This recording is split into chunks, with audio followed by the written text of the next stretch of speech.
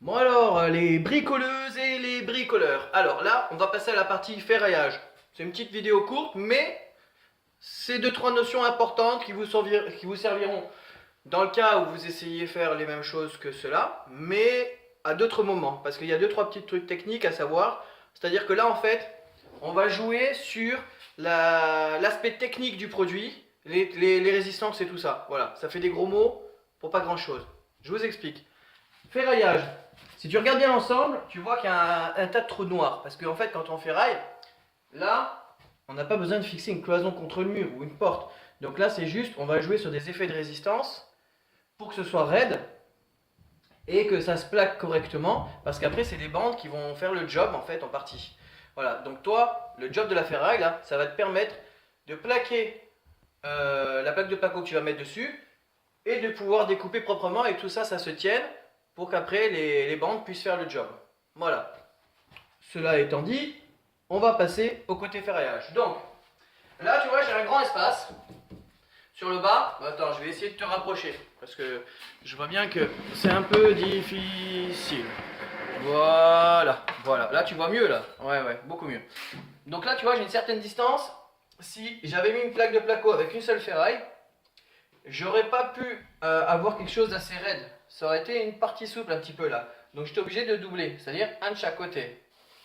Par contre, si tu vois bien, ici, j'ai une ferraille en haut, une ferraille en bas, et là, une ferraille sur le bas. C'est-à-dire que là, j'ai fait des points alternés.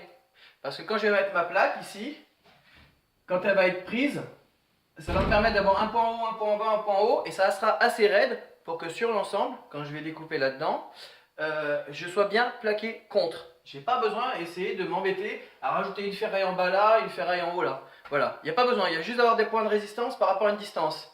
Imaginez, vous êtes dans une plaque pleine, on vous dit un point tous les 30 cm équivaut à une certaine résistance de plaque pour pas qu'il y ait de fléchissement. Là, les 30 cm, on les a pas. Donc on a juste besoin d'avoir quelques points d'accroche régulièrement répartis dans ce sens, mais pas spécialement beaucoup de vis pour que ça tienne. Voilà. Parce qu'en plus, après là, les bandes vont être tellement serrées que ça va maintenir l'ensemble alors sans problème. Donc là, ce que j'ai fait, c'est que j'ai voilà, mis des ferrailles alternées ici parce que je vais mettre une plaque qui va prendre l'ensemble pour éviter un maximum de joints et elle va être prise sur ces endroits. C'est super important de comprendre ça parce que tu te doutes bien que dans le haut là, si je t'essaie de te foutre une ferraille là et de te mettre des vis à côté, je vais te les détruire les hauts là.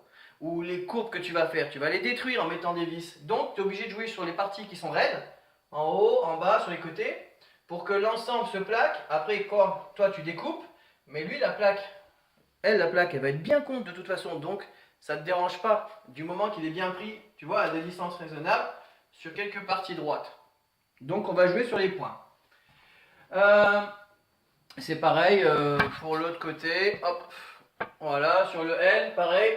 J'ai pris de longueur, là aussi, et là-haut aussi dans le L. Voilà, donc tu les vois bien, ok. Voilà, mais je n'ai pas mis dans mes courbes, ok. Alors, maintenant, petit explicatif de comment tu fixes les ferrailles. Parce que là, tu vois, moi j'ai de gros doigts. Là-dedans, je peux pas y mettre trop les mains, c'est un peu casse-pied. Donc, la petite astuce pour te simplifier la vie, quand tu mets des petits bouts dans des parties où tu n'as pas la place, c'est tout simple. Je t'ai fait un petit schéma. Oh, j'aime bien mon petit carnet. T'aimes bien? Je suis fort en schéma. Fort en schéma. Voilà. Alors, c'est simple. C'est voilà. Tu as ta plaque en bas, tu as ta plaque en haut, et tu veux mettre ton petit truc là. Et tu n'as pas l'espace de mettre tes doigts, donc tu sais pas comment le maintenir pour pouvoir visser. Bah, c'est simple. Tu essayes de te mettre des cales à l'intérieur qui vont bloquer sur le petit bout de CR2. Et donc du coup, toi, quand tu vas visser, le CR2 va pas pouvoir se relever et du coup, tu vas pouvoir le choper. Voilà, c'est le principe. Ok, là, tu vois bien là de près là.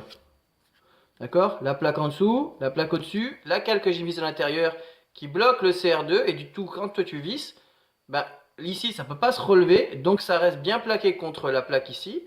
Et du coup, ta vis arrive à le choper et à le ramener et à le serrer. Voilà. Ensuite, ce qui se passe souvent quand tu sais pas trop bien ajuster tes ferrailles, c'est qu'éventuellement ta plaque, elle va bâiller vers l'extérieur, tu vois, parce que quand tu prends ta ferraille, en fait, ton CR2, il faut que tu le plies un petit peu à la main. J'ai fait un autre schéma. Je suis nul aujourd'hui en humour. J'essaye de... Hein? Allez hop. On se concentre, on se concentre, on se concentre. Voilà. Alors, schéma 1, c'est le bon schéma. Schéma 2, c'est le mauvais schéma. Voilà. Tu comprends là? Voilà. Tu as ta plaque en haut, ta plaque en bas. Tu as ton CR2 qui va faire comme ça. Si tu l'as pas préplié comme je l'ai fait au-dessus, là, à la main, du coup, ta plaque va suivre sur cette petite distance et avoir une petite tendance à, tu vois, à pas bien se plaquer contre parce qu'elle va suivre le petit CR2. Donc s'il est un petit peu aléatoire comme ça et que tu l'as ajusté au bord mais qu'il est aléatoire, ta plaque, elle va suivre. Alors que si toi, tu l'as préalablement plié un petit peu avec les doigts comme ça, tchuc, tchuc, tchuc, le long, pour qu'il puisse être vers l'intérieur, toi, naturellement, quand tu vas visser, lui, avec sa tension, il va faire en sorte que ta plaque, là, elle se rabatte contre, parce que la vis veut l'attraper. Et là, bon, le schéma n'est pas terminé, mais en fait, comme c'est souple là, quand toi tu as attrapé et que ça s'est plaqué contre, naturellement la vis, avec le pas de la vis, va ramener ça contre. Et donc du coup, tu vas être bien à l'équerre à l'intérieur, mais ça, il y aura un effet de résistance qui fera que ça restera toujours bien plaqué. Ensuite, c'est pareil. Là, on le voit pas bien, mais attends. Je te le fais. Tuc, tuc. Hop, hop, hop, hop, hop. Voilà. Là, si tu vois bien, là. Voilà.